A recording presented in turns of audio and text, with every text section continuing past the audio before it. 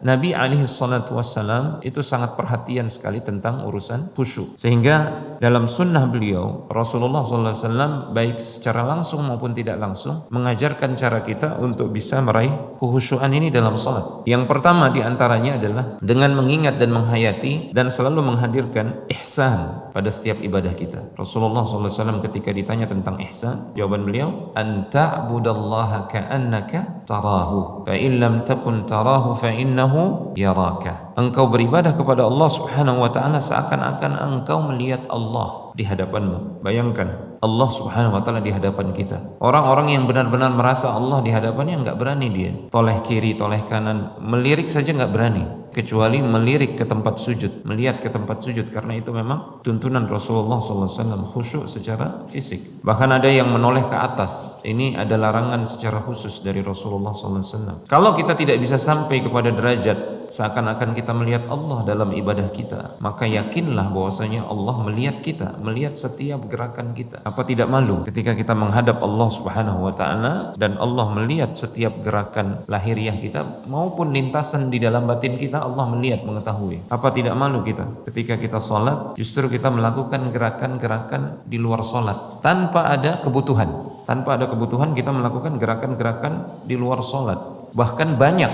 melakukan gerakan-gerakan di luar sholat tanpa ada kebutuhan. Garuk-garuk misalkan ya, kaki nggak bisa diam, toleh kiri, toleh kanan. Beda dengan gerakan yang dibutuhkan, sekalipun itu gerakan di luar sholat. Dibolehkan oleh Rasulullah SAW karena Rasulullah SAW pernah melakukannya. Rasulullah SAW pernah menggendong cucu beliau Umamah binti Abil As, putrinya Zainab. Beliau menggendong dan itu gerakan di luar sholat, tapi dibutuhkan. Rasulullah SAW pernah berjalan ketika beliau sholat di hadapan sutrah, kemudian ada kambing yang hendak lewat di antara sutrah dan beliau, maka beliau maju, kemudian mundur lagi setelah kambing itu lewat. Ini gerakan yang dibutuhkan. Rasulullah SAW pernah menggeser kakinya Aisyah ketika Rasulullah sholat malam, karena itu gerakan yang dibutuhkan. Beliau menggeser kakinya Aisyah yang sedang tidur supaya ada tempat sujud.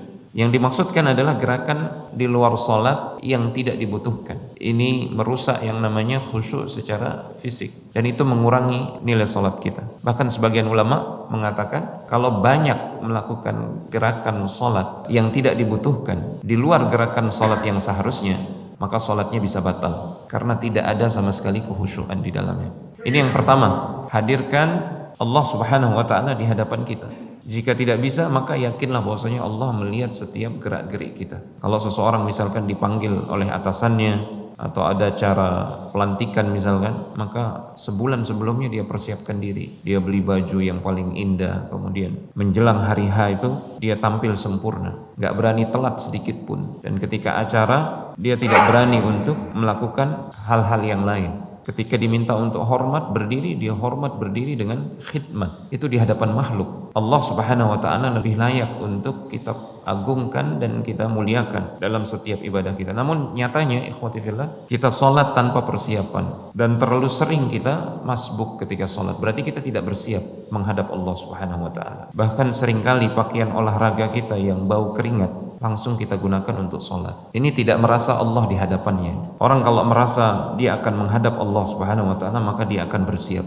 Orang kalau dia bersiap, dia tidak akan terlambat memenuhi panggilan adzan. Ini ciri-ciri orang yang ihsan. Semoga Allah Subhanahu wa taala menjadikan kita orang-orang yang ihsan. Dan orang-orang yang ihsan ini yang dijanjikan oleh Allah dalam Al-Qur'an, lilladzina ahsanul husna wa ziyadah. Orang-orang yang ihsan dijanjikan husna, surga oleh Allah, dan tambahan, yaitu melihat wajah Allah Tabaraka wa ta'ala.